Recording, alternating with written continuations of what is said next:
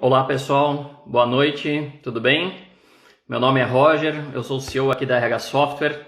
A maioria de vocês deve me conhecer e conhecer nossos serviços pelo Dental Office, que é nosso software de gestão de clínicas e consultórios para odontologia. Hoje a gente está aqui com um tema super legal para a nossa live, que é dentista, a partir de quando vale a pena ser PJ. Nosso convidado de hoje é o Alberto Villanova, da Agilize Contabilidade. Vamos só aguardar um minutinho, o Alberto já deve estar chegando aqui para a gente iniciar a nossa live de hoje.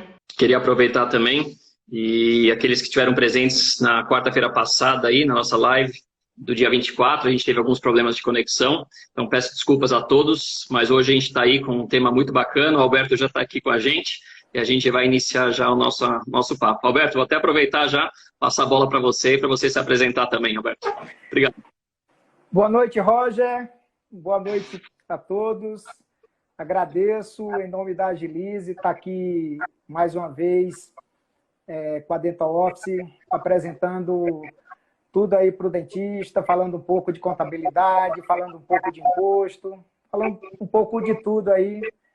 Muito obrigado mesmo pelo convite. Legal, Alberto. Nós que agradecemos aí, a Agilize é um grande parceiro nosso, parceiro do Dental Office, a gente sabe da importância de ter um parceiro na parte contábil aí, para ajudar os nossos clientes.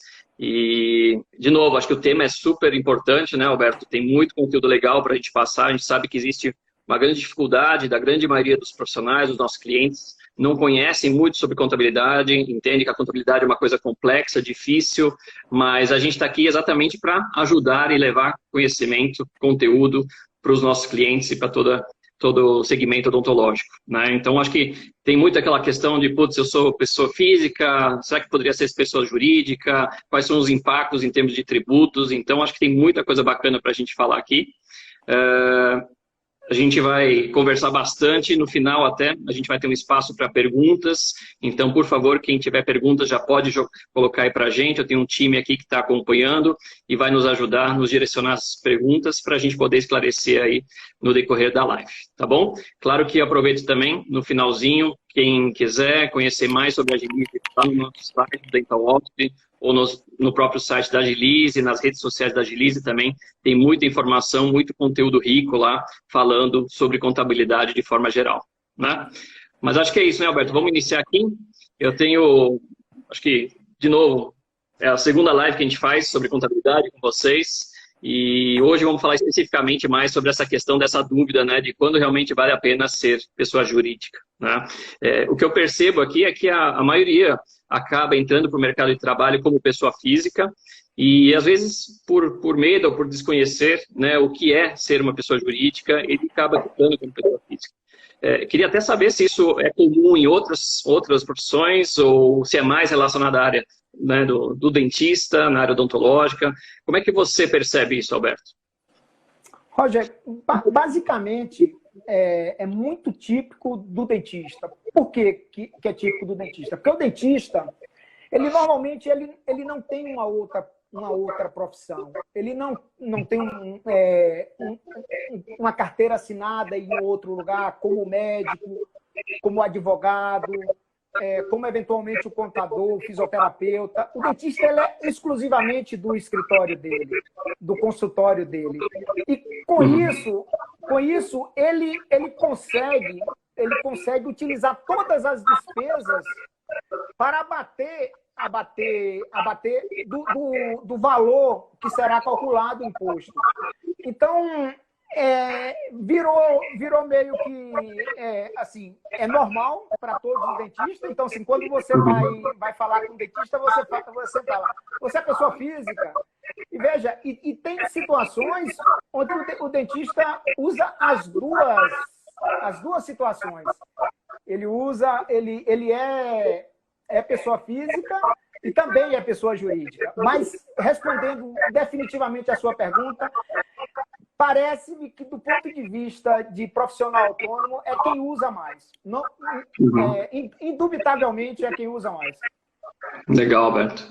Mas, no final, assim, vale mais a pena ser pessoa física, autônomo, ou abrir uma empresa? Quer dizer, Depende do faturamento? Tem alguma comparação, não sei, alguma coisa, alguma estimativa que você possa trazer para ajudar nessa dúvida, que é muito comum, né, dos nossos clientes?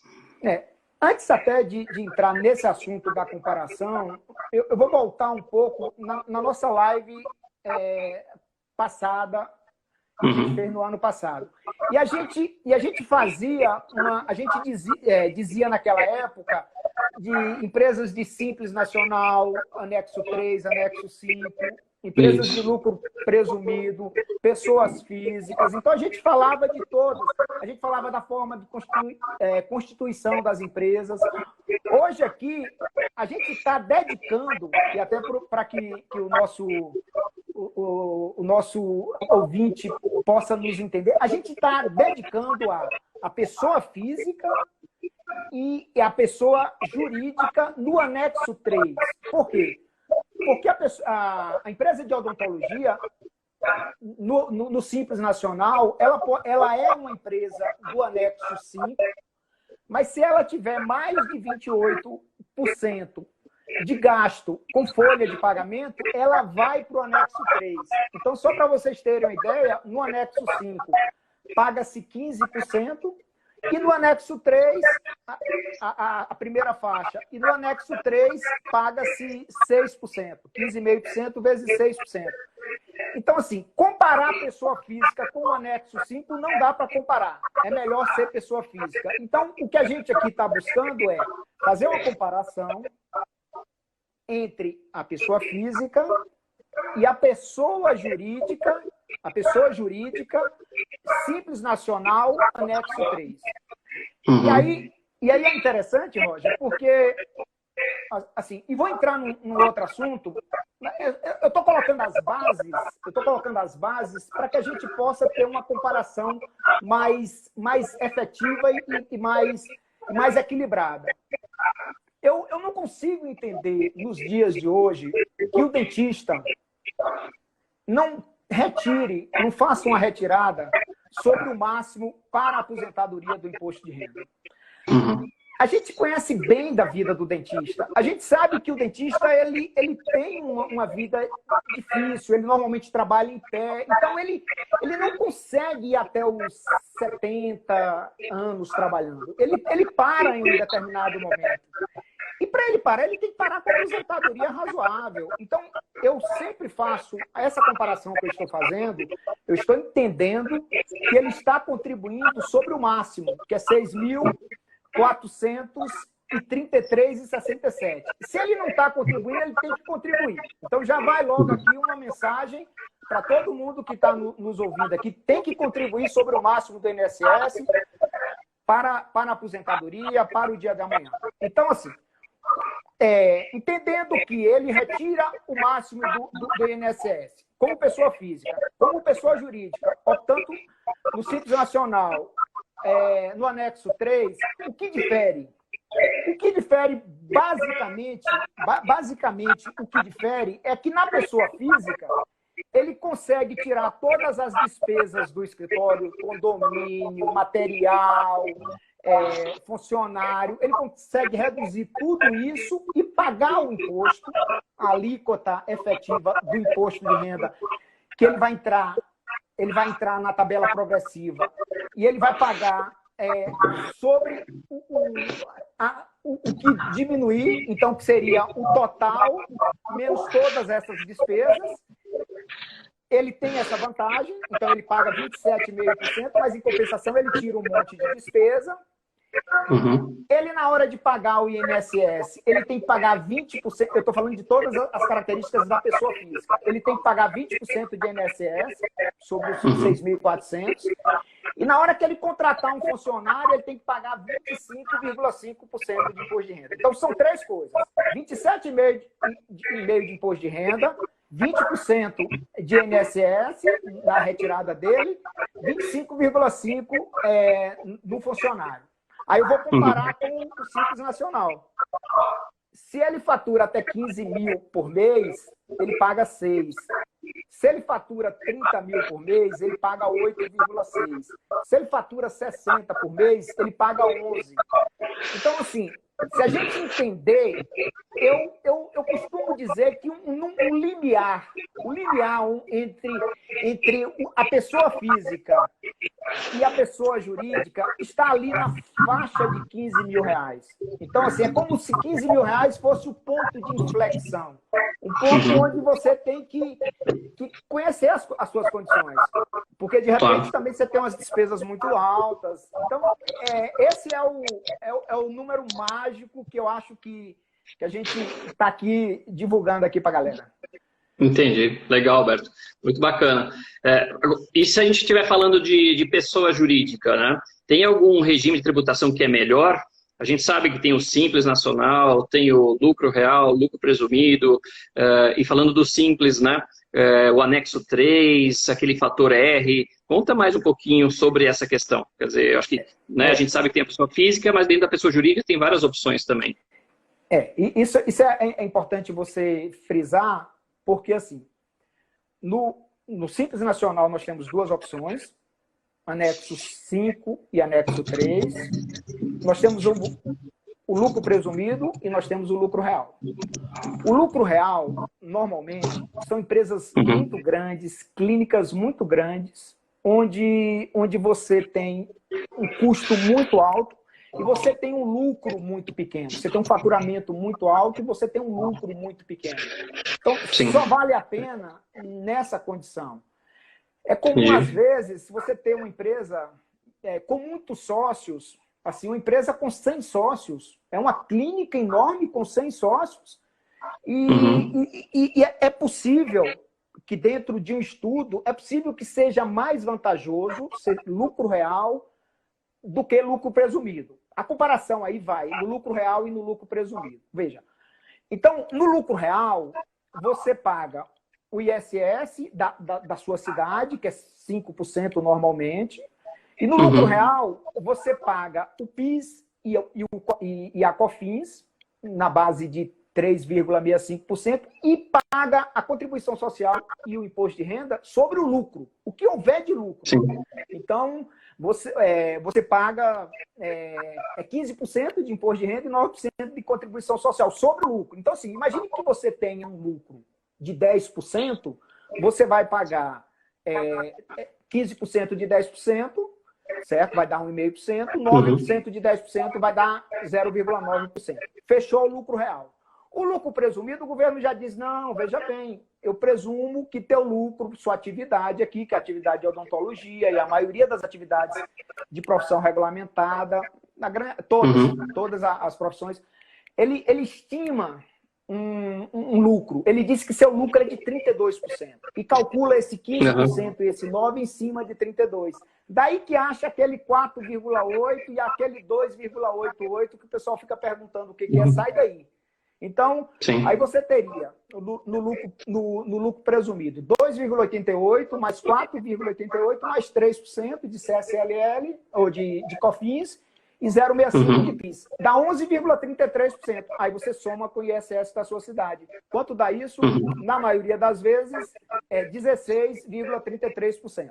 Algumas cidades, como Salvador, por exemplo, a atividade da área médica, você só paga 2% de ISS.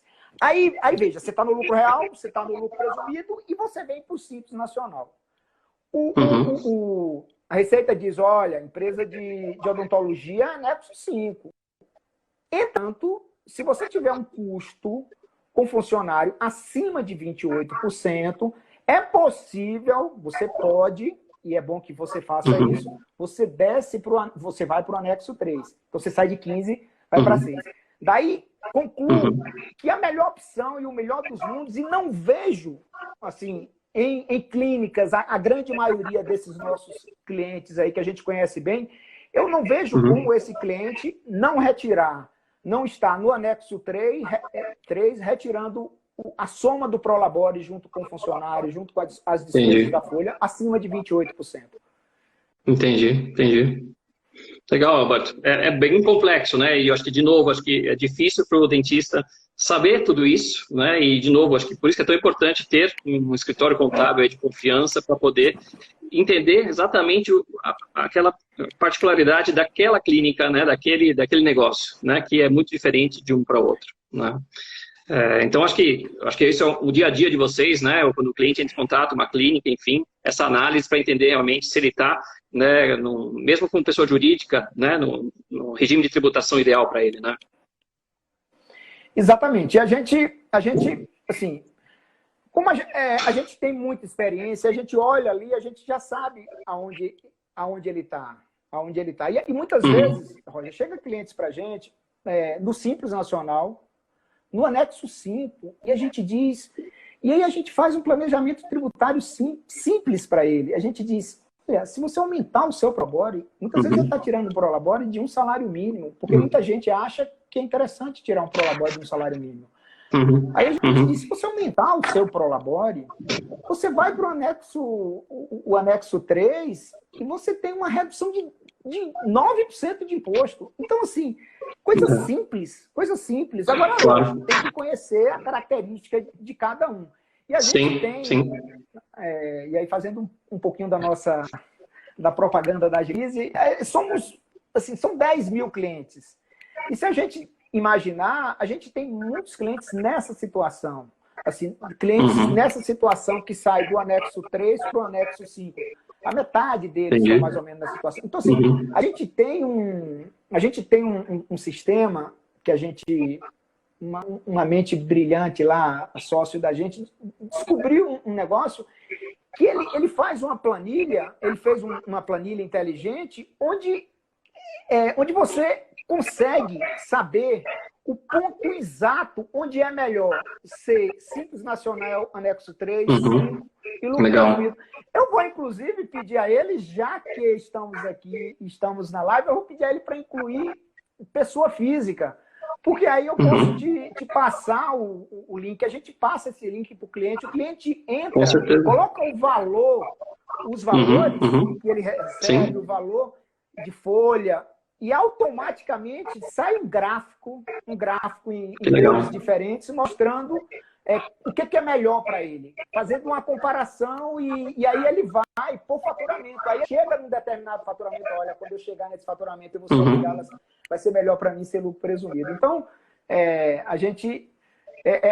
a tecnologia misturada com a inteligência fazendo isso aí. Perfeito. Muito bom, Alberto, bacana. Compartilha com a gente, sim, vai ser muito, muito bom.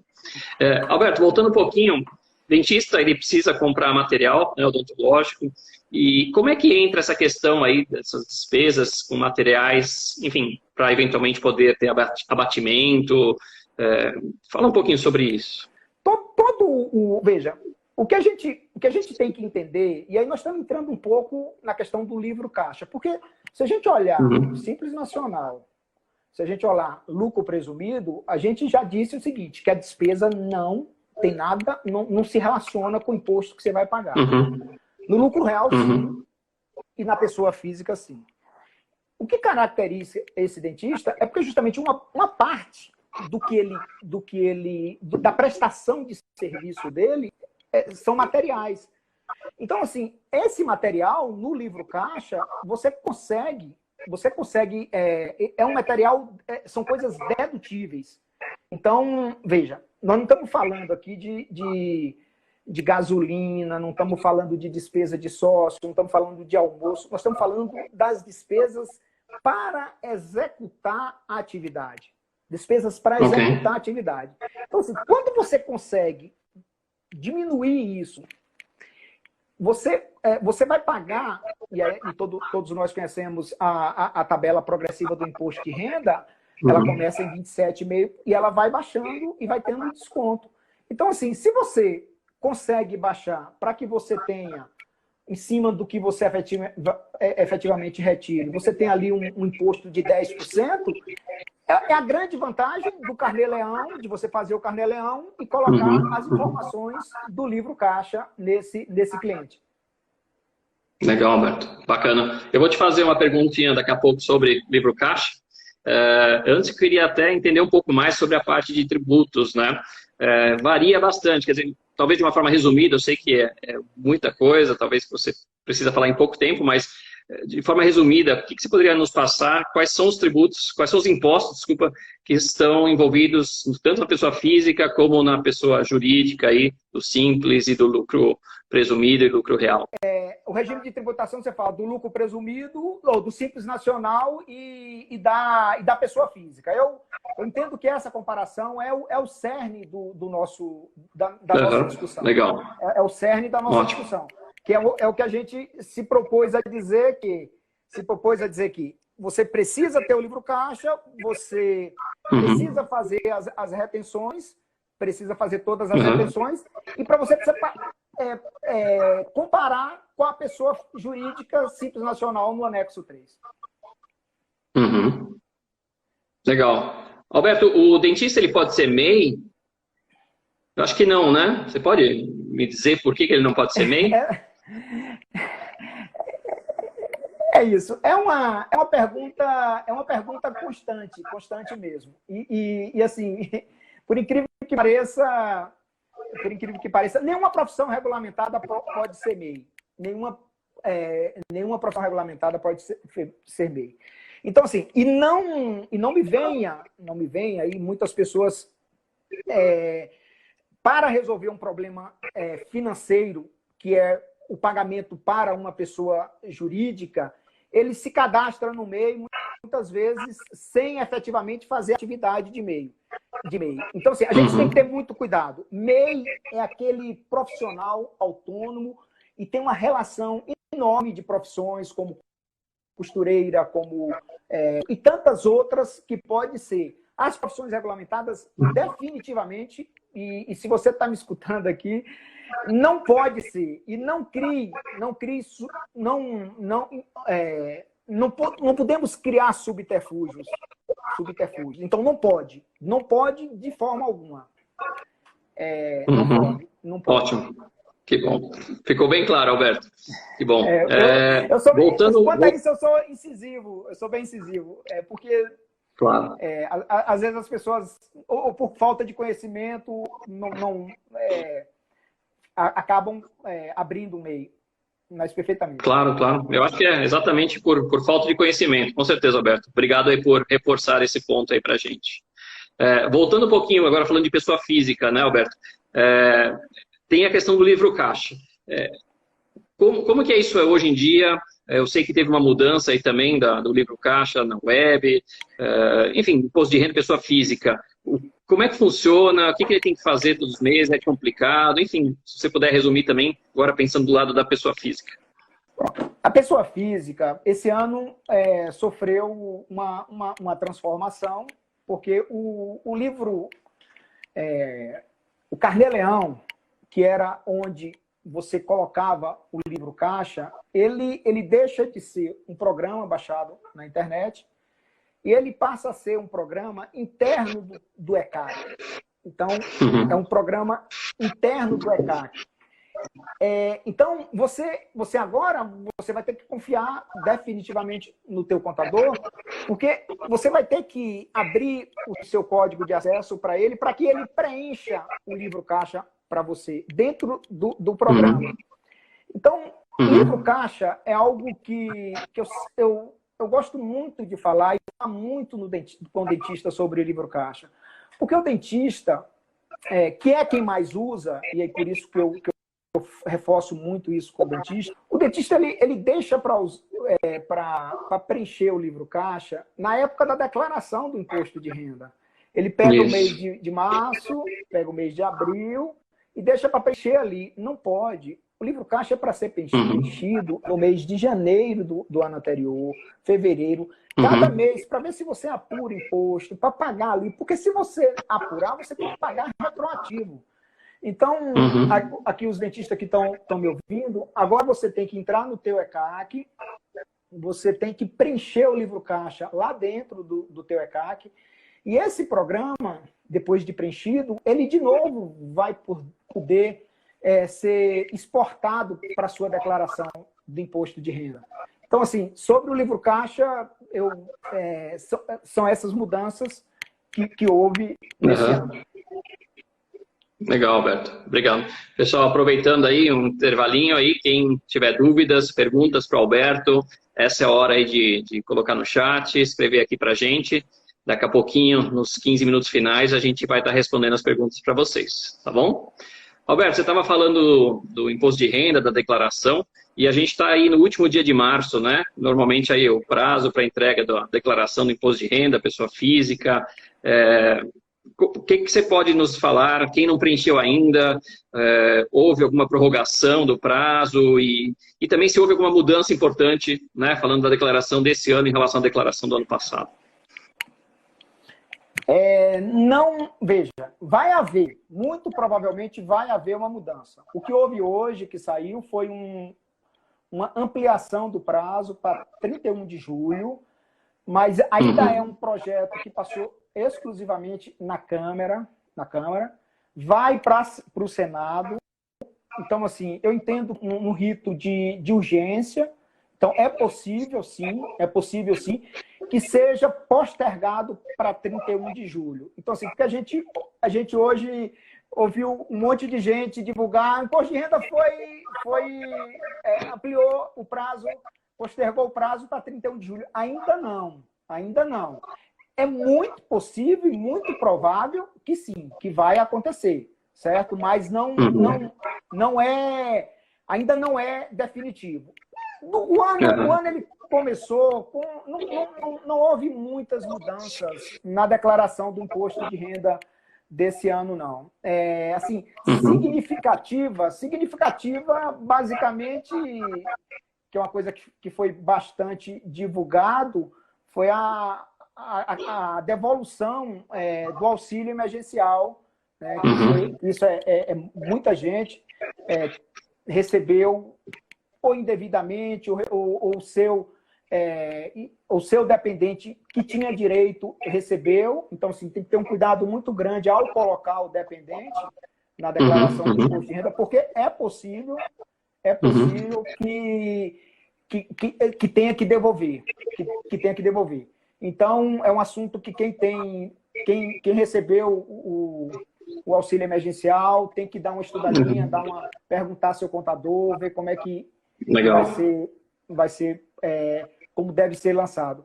Assim, de um modo geral, as outras mudanças são muito simples. Não tem grandes impactos na vida do contribuinte, não. Legal, Alberto. Você citou aquela questão que o dentista espera até março para, enfim, depois pagar retroativo e tudo mais, né? O que é o certo? No mês a mês, o que ele precisa fazer e depois o que falta fazer no final ali na hora de fazer a declaração? Só para, assim, imagino que vai ser mais fácil, né? Se ele fizer mês a mês aquilo que ele precisa e depois chegar na hora da declaração, tudo vai ser mais fácil e provavelmente até mais barato para ele. Como é?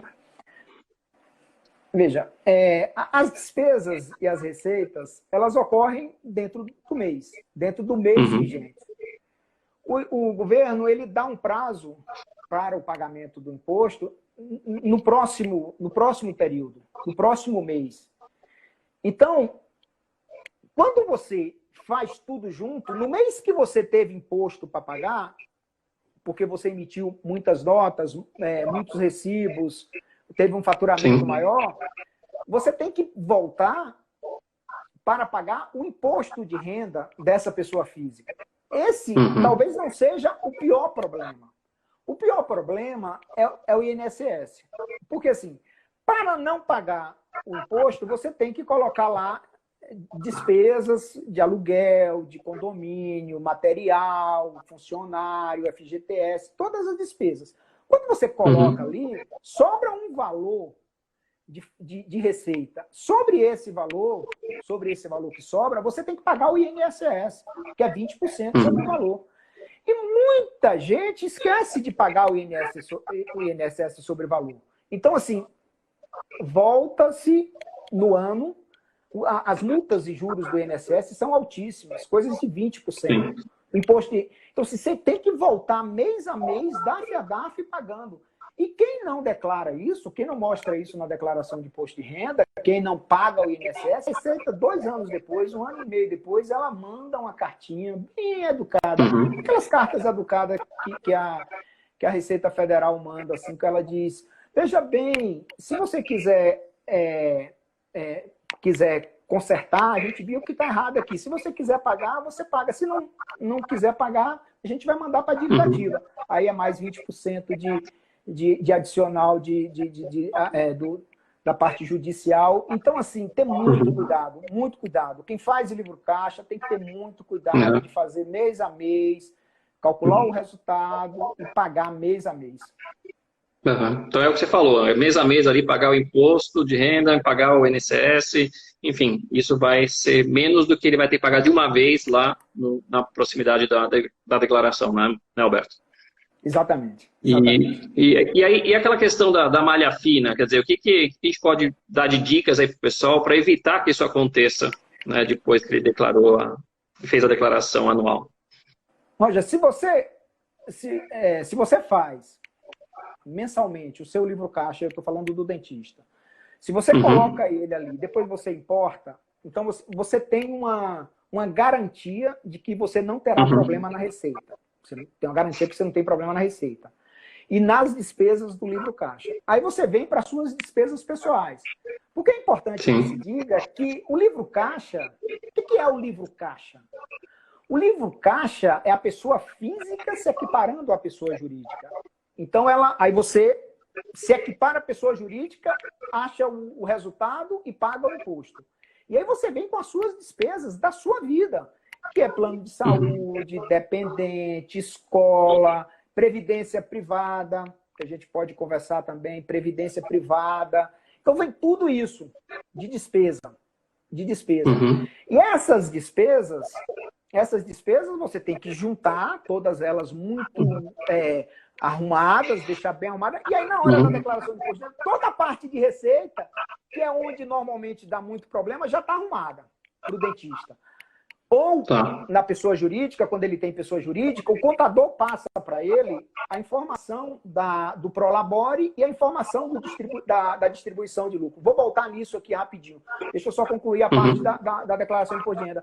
Aí, quando você coloca todas as despesas com plano de saúde, com escola... Então, assim, eu diria para você que a possibilidade de você cair na malha em malha é nenhuma. E hoje em dia, as informações elas estão, quase todas elas, no site, já dentro do banco de dados da Receita Federal. Hoje, se você tiver um CPF, ou você fizer um cadastro, essa é a mudança desse ano. Antes você podia ir buscar as informações que estavam dentro da Receita Federal só com CPF. Hoje você pode fazer um cadastro no acesso.gov e você pegar essas informações que já estão na Receita Federal. Então, assim, se você já pega todas as informações que estão na Receita Federal, aí é que não tem erro nenhum mesmo na declaração. A gente vê no decorrer dos anos, de anos e anos fazendo declaração de imposto de renda, que a cada dia que passa, o número de pessoas que caem em malha é muito pequeno, é por erros banais, assim, erros de esquecer uma receita. E aí, falando ainda de imposto de renda, porque tem muita gente também que tem dúvida em relação a isso, quando você fatura pela empresa, quando você emite nota por uma empresa, então, assim, você retira o Prolabore, que é o salário do sócio, que aqui eu já sugeri quanto é o valor, deve ser R$ 6.433,67. Se precisar de um valor maior para completar os 28% para cair no anexo 3, melhor. E todo o valor restante do seu faturamento, ele é isento e não tributável. Já tributou na pessoa jurídica e não tributa mais na pessoa física. Aí ele entra quem está acostumado a fazer declaração de imposto de renda, ele entra naquele campo de rendimentos isentos e não tributáveis. E aí vem a vantagem da pessoa jurídica, principalmente para faturamentos maiores. Legal, Beto. Muito bom, muito bom. Você citou um item importante, a previdência privada, né? O que é importante a gente passar aqui para o pessoal que está assistindo a live sobre previdência privada. Para dentista, eu acho que é de fundamental importância. Eu acho que é de fundamental importância. Como eu disse, ele para de trabalhar, e aí todos os dentistas que estão me ouvindo aqui sabem, ele para de trabalhar um pouco antes do que a maioria das outras profissões. Então, ele precisa ter um plano de previdência privada que nada mais é de que um cofre onde você vai colocando dinheiro ali, vai colocando dinheiro, e esse dinheiro, e aí você pode optar por uma parte em ações, você vai monitorando a tua vida ali. Quando você é mais novo, você pode correr um risco maior, depois você reduz o risco, e aí quando chega ali na ordem de 60 anos, você tem um volume de dinheiro. E aí você vai optar como vai tirar aquele dinheiro. Aí se você vai tirar mensalmente, se você vai tirar em bateladas, em pedaços, e aí você vai viver. Então, assim, é extremamente importante esse dinheiro. Ela compõe basicamente de duas formas. Ela tem o VGBL e ela tem o PGBL. O VGBL é como se fosse um seguro de vida. É um seguro onde você bota o dinheiro lá e você resgata ele depois. É um seguro de vida. Esse bem, isso é um bem. Você tem que declarar na sua declaração de imposto de renda esse bem. Tem esse campo lá na declaração de imposto de renda, na parte de bem, para você declarar o VGBL. Sim. O VGBL e você só declara o bem. O PGBL, o dentista que é pessoa física, o dentista que precisa tirar um prolabore maior, o VGBL tem a grande vantagem de que você pode utilizar até 12% do valor que você paga anualmente como despesa. Então, assim, pode ser também um componente muito interessante na hora de você fazer o seu planejamento tributário, porque você economiza dinheiro e também utiliza uma parte dele, 12% 12% da tua renda. Você tem uma renda lá de 100 mil reais, você pode utilizar até 12 mil reais. Não é 12% do que você paga, não. É 12%. Então, é muito comum as pessoas perguntarem, bom, a minha renda vai ser 100 mil reais, eu vou colocar 12 mil esse ano na declaração do PGBL para que eu possa me beneficiar de todo o valor pago como uma despesa. Sim.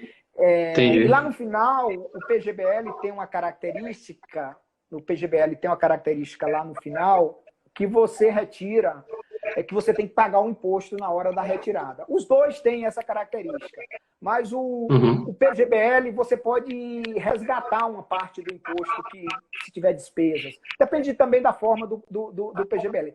Mas esses dois sistemas é importantíssimo para o dentista, e para dar uma resumida, o dentista pessoa física PGBL, pessoa física P, pessoa jurídica VGBL, porque não tem vantagem nenhuma, vai no VGBL. Então, basicamente, são essa dica importante que eu queria passar aqui.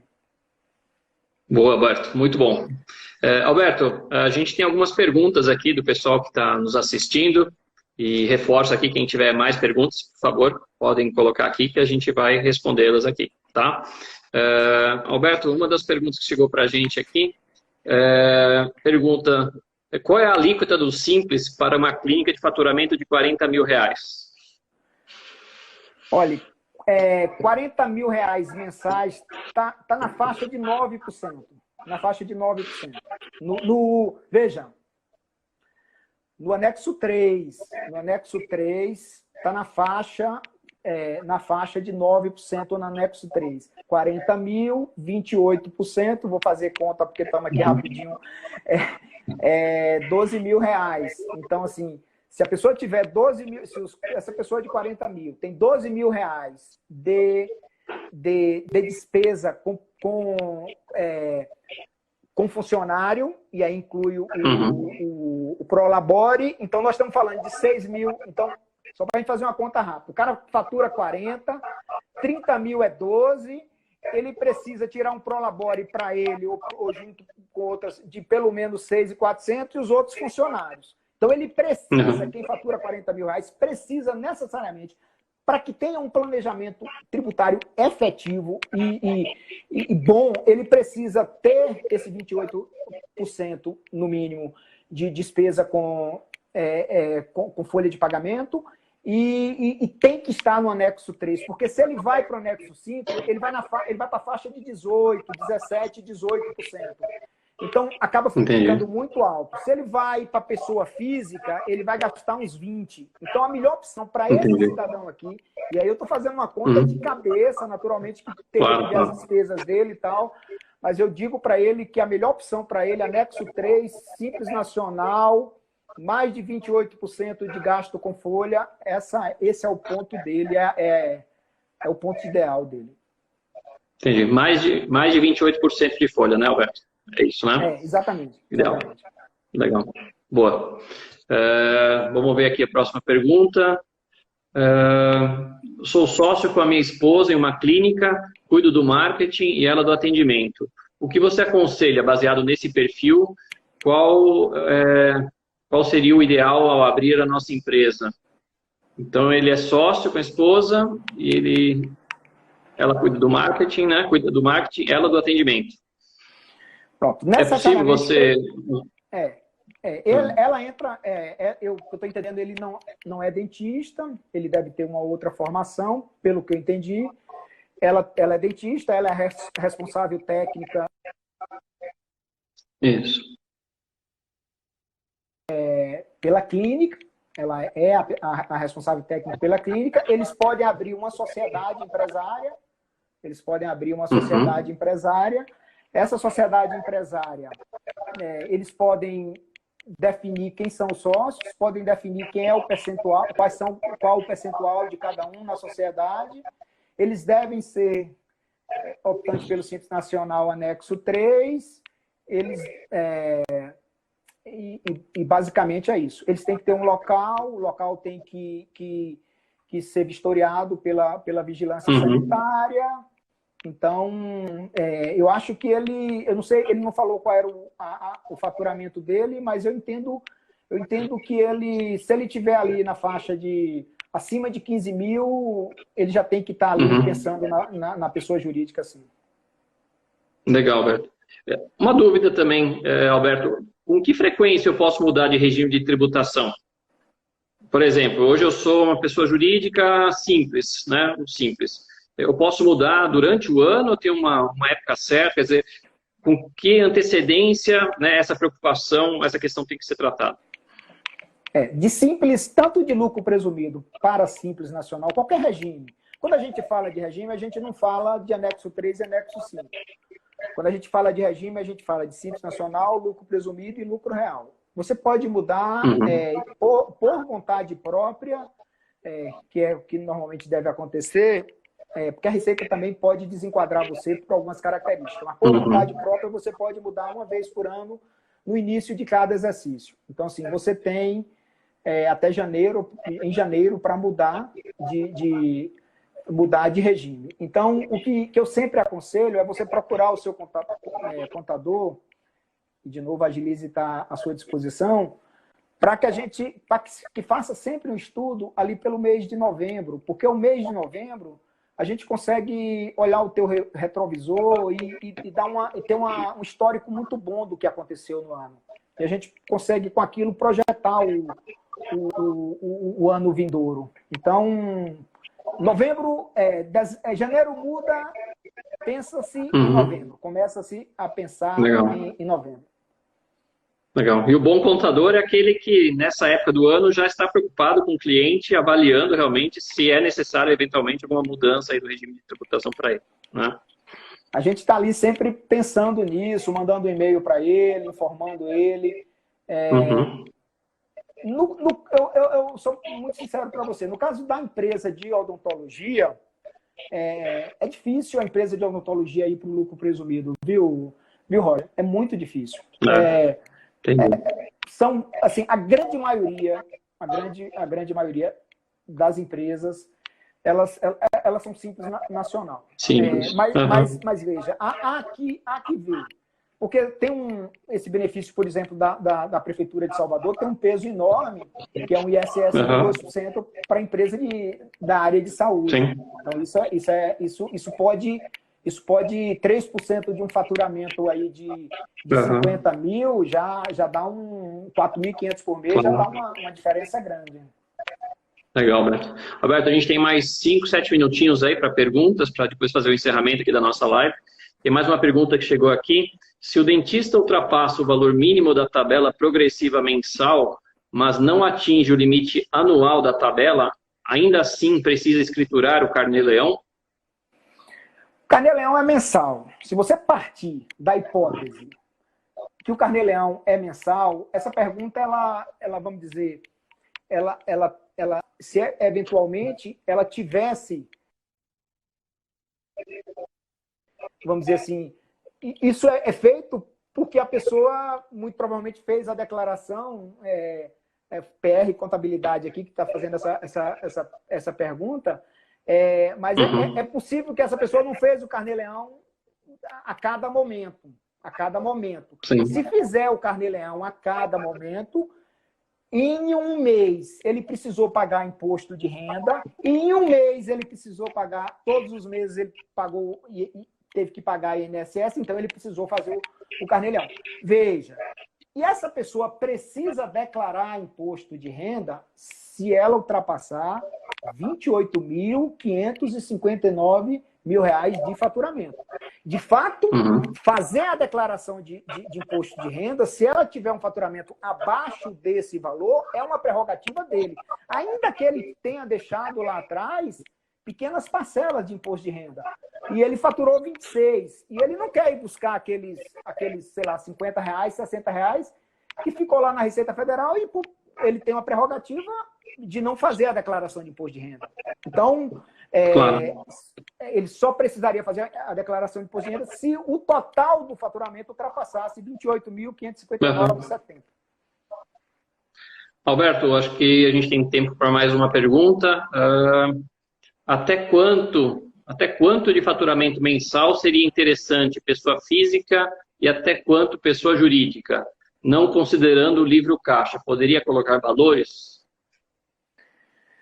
Olha, sem considerar o livro caixa, a pessoa jurídica vamos dizer assim, é muito melhor. Se você não resolver fazer o livro, se não tiver livro caixa, não tem discussão. Não tem discussão. É melhor ser pessoa jurídica. Se não tiver livro caixa. Tendo livro caixa, o número que eu mais ou menos oriento, pelo menos, a estudar é R$15 mil. Entre 15, um pouco mais, talvez, de R$15 mil, se você tiver uma despesa relativa ali de aluguel. Normalmente você está num lugar bom e paga um valor mais caro de condomínio, um prédio melhor. Então, eu trabalho em cima de R$15 mil com livro caixa. Sem livro caixa, não veja, a menos que o faturamento seja muito pequeno, na faixa de R$3 mil por mês, R$4 mil por mês. O valor isento do imposto de renda é 1.900, só para a gente ter um número aqui. Então, assim, se a pessoa fatura, né, R$1.900 por mês, de fato ele não precisa nem abrir empresa, e nem precisa fazer livro caixa. Se ele fatura até R$4 mil, é até possível que ele não precise fazer livro caixa. Porque é comum também a pessoa alugar um espaço dentro de um escritório, de um consultório, e ele atuar ali com os clientes dele, e ele não tem despesa. Então pode ser também uma situação como essa. Eu não tenho despesa. Tudo para mim é receita. O dono da clínica me dá ali me dá o espaço, me dá os materiais, eu vou lá com o meu material, ganho e desconta, sei lá. Então, aí ele tem um faturamento. E esse faturamento ele não tem despesa. Nesse caso, sem livro caixa, eu estimaria ali algo como, no máximo, R$4 mil. A partir daí tem que ter pessoa jurídica. Tem que ter pessoa jurídica. Legal, Alberto. Ficou muito claro. Obrigado. Nós temos mais perguntas aqui, Alberto. Essa pergunta aqui, Tupas Madeira.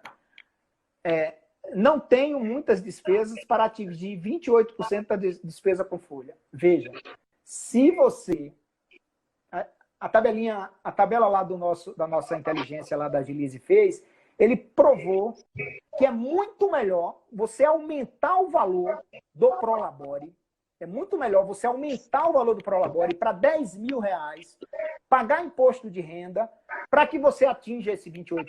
Então, só para responder o Tupas Madeira, porque eu achei interessante essa consideração dele aqui, certo? Então, aumente o teu Prolabore, abra a empresa, vai para o 28% e você terá muito mais vantagem saindo do anexo 5 para o anexo 3. Obrigado, Alberto. Alberto, a gente está nos minutos finais aqui.